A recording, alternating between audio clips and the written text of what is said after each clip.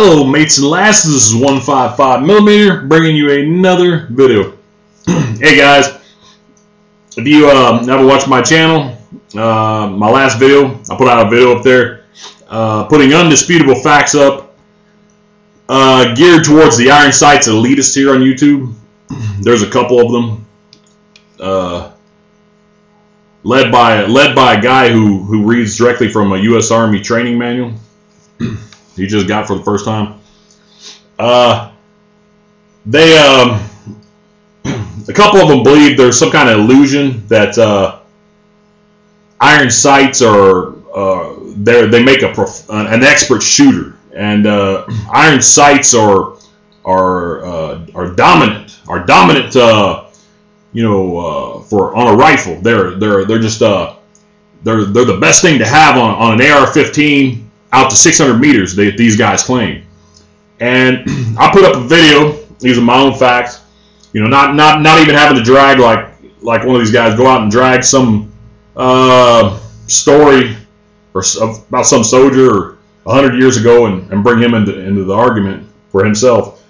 I went in and put up undisputable facts on how to render iron sights virtually useless at half the distance that this guy claimed that iron sights he claims them to be effective. So at 300 yards, go watch my video, put it up here. I basically rendered, I showed using position improvement how to render iron sights on an AR-15 virtually useless.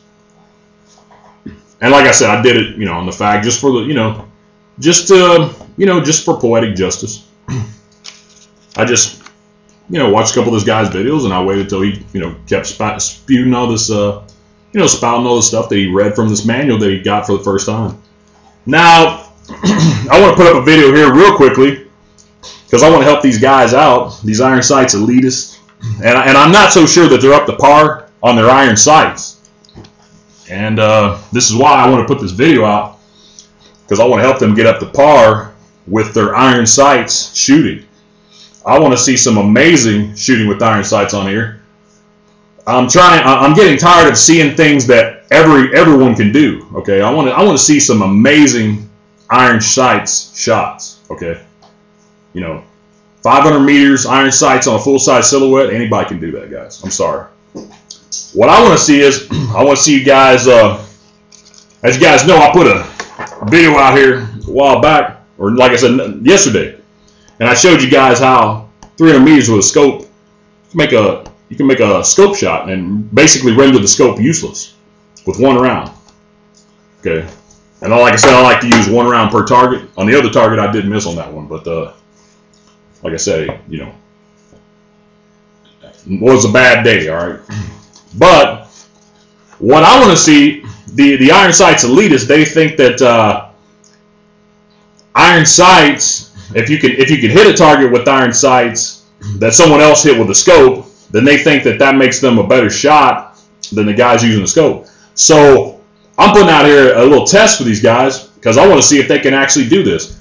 I want to see you guys take that same target and cut it out. Cut it out on the paper. Okay, just like I got it right here.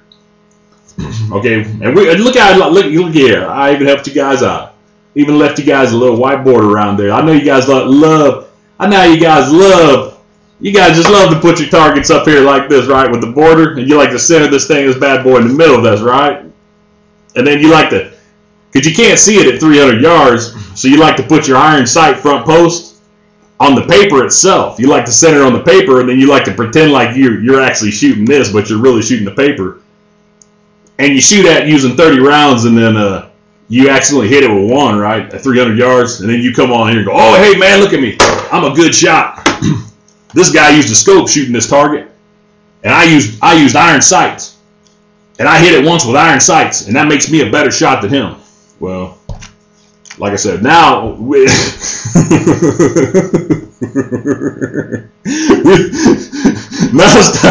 it's time. Let's see what you guys can do.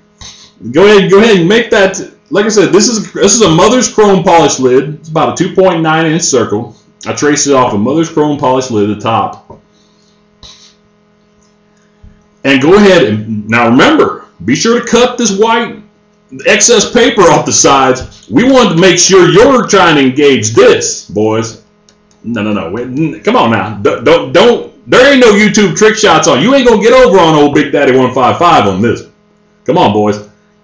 They tried that long ago. Milli Vanilli done tried to pull that off long ago. I done exposed him on that a long time ago. And like I said, I think I still got that video somewhere. I ought to put it back, put it back live again. But this is what you boys need to shoot at. You want to prove to me that you can good with some iron sights and your iron sights, elitists, and you're the amazing shots that you've been telling everybody on here. Well, let's see y'all shoot this thing, man.